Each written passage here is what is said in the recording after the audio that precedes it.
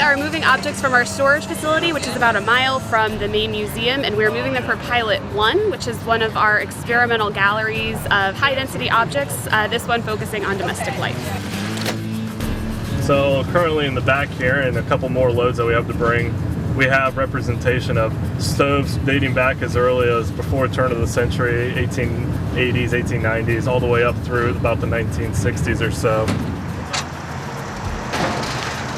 It's going really well. It takes a lot of people and a lot of time to carefully move our objects, but we're getting it done.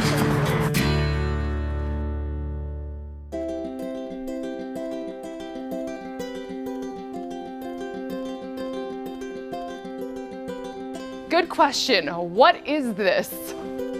We have over 100,000 catalog history pieces, and only about 40% is on display. And so we are trying to make as much stuff on display so people can come in and research, and who have any sort of interest can come and learn more. In a typical exhibit, the curator selects the objects that fit best with the script or the story that we're trying to tell. We choose the objects based on that. But this is very different in that we don't have a script. What we really want is for visitors to come in and look at the objects and maybe do some curating themselves.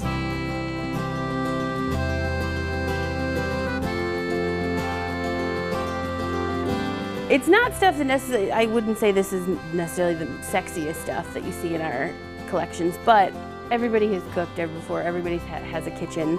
So most people will be able to connect with the objects because it's something that's familiar to them, even if they're not quite sure, like something like this, not quite sure what it is, they still have been in a kitchen before, they still have cooked before or watched someone cook before.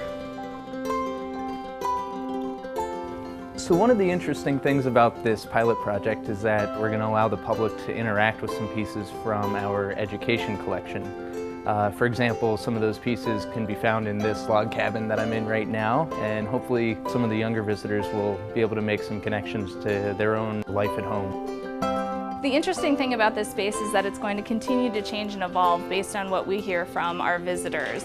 Usually when an exhibit opens, it's open and we invite everybody to come in and see the work we've done. This space isn't finished. It's going to continue to change and evolve, and based on what we hear from our visitors, we're going to make changes so that it works better for you.